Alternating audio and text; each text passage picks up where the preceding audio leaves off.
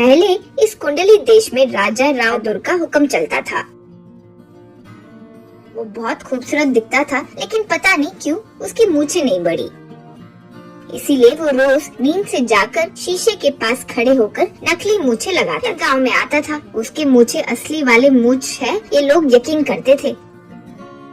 लेकिन उसके दरबार में सिर्फ कुछ लोगों को ही पता था कि वो नकली मूछ है। में से राजा के लिए खाना बनाने वाला सिद्धैया भी था।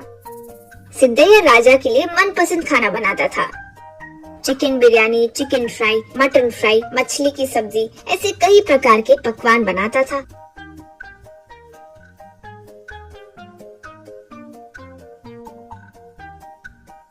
लेकिन राजा को ढोकला बहुत पसंद था। खास करके 2 ब्रेड के बीच में ढोकला रखा जाए तो बहुत ही ज्यादा पसंद था।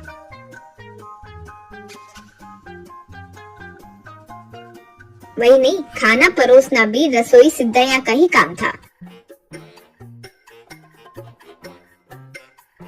राजा जब भोजन के लिए बैठते थे तो खाने के पहले मूछ बीच में ना आए, ये सोचकर निकालकर बगल में रखते थे। सिद्धैया के बनाए ढोकला महाराज खूब शौक से खाते थे। एक दिन अचानक सिद्धैया की मृत्यु हो गई। इससे राजा के सैनिक दूसरी रसोई को लेकर आए। सैनिक: महाराज, इसका नाम है गोपाल। पूरे देश में बहुत अच्छा रसोई है। आप जो भी गुण बोल रहे थे वो सब इसमें है। यूँ कहा। महाराज: ऐ गोपाल, तुम्हें मैं अपने रसोई के रूप में नौकरी दे रहा हूँ। जितना पूछो उतनी तनख्वाह दूंगा, लेकिन तुम्हें एक बात राज की तरह ही रखनी होगी। मेरे ये मूछ नकली है, लेकिन हर कोई ये असली मूछ है सोचता है। ये बात बाहर किसी से बोले तो तुम्हारा सर काट देंगे। यूँ कहा। गोपाल: महाराज, ये बात मेरी जान भी चली जाए तो किसी से नहीं बोलूंगा जी, कसम है। यूँ कहा। महाराज: ठीक है। मुझे ब्रेड के बीच में डालकर ढोकला जो होता है वो बहुत पसंद है। वो बनाना आता है? गोपाल: आता है जी, मैं बहुत अच्छे से बनाता हूँ। यूँ कहा। इस तरह गोपाल वो बनाकर महाराजा को दिया तो वे मूछ निकालकर उसे खाए।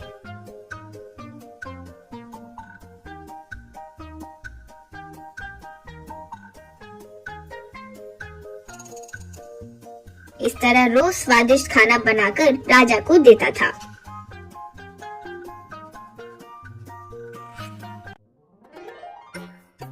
वो मूछ निकालकर उन्हें खाता था।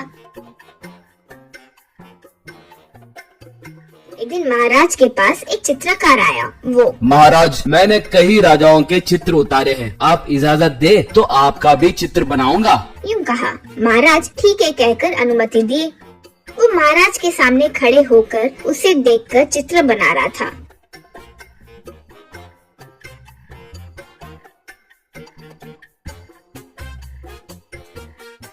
कुछ देर बाद चित्र पूरा हुआ।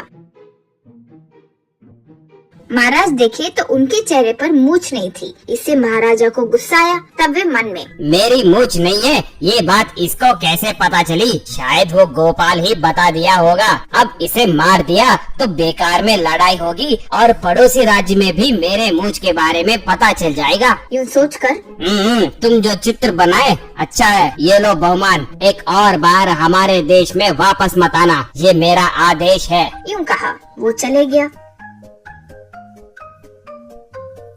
महाराज फिर गुस्से में सैनिक से गोपाल को पकड़कर लाने की आज्ञा दिए। सैनिक जाकर गोपाल को पकड़कर: क्यों रे द्रोही, राजा की मूछ की बात कितने लोगों को बोले रे? चलो राजा के पास, कहकर लेकर आए। गोपाल राजा के सामने: राजा जी, भगवान की कसम खाता हूँ, मैंने किसी को भी आपके मूछ के बारे में नहीं बताया जी। मेरी पत्नी, बच्चों की कसम, मेरा यकीन कीजिए। कहते हुए पैर पकड़े। महाराज: तुम नहीं तो और कौन बोलेगा रे? सैनिक, जाकर इसे सबक सिखाओ। यूँ कह ही रहे थे कि वहाँ पर चित्रकार फिर से वापस आया। महाराज गुस्से से: तुम्हें देश छोड़कर जाने के लिए कहा ना, फिर वापस क्यों आए? तब वो: महाराज माफ कीजिए, गलती हो गई। आजकल मुझे याददाश्त कम होते जा रही है। आपके चित्र पर मूछ डालना भूल गया। 1 मिनट का समय दीजिए, वो बना देता हूँ। कहकर उस चित्र पर मूछ बनाकर महाराजा को नमस्कार करके चले गया। तब महाराज को सच समझ आ गया और वे गोपाल निर्दोष है, उसे छोड़ दीजिए। थोड़ी देर और हो जाती तो उसे मारने का पाप मेरे सर पर आ जाता। ये सब ये मूंछ की वजह से हुआ है। मुझे माफ करो गोपाल, ये सब ये मूंछ की वजह से। क्यों भाई, मूंछ नहीं रहे तो क्या होगा? अब से मैं असली तरह ही जीऊंगा। मुझे कोई मूंछ की जरूरत नहीं है। कोई कुछ भी सोचे, मुझे परवाह नहीं है। कहकर मूंछ निकालकर फेंक। वो देखकर गोपाल, सैनिक, सभा में सारे लोग बहुत खुश हुए।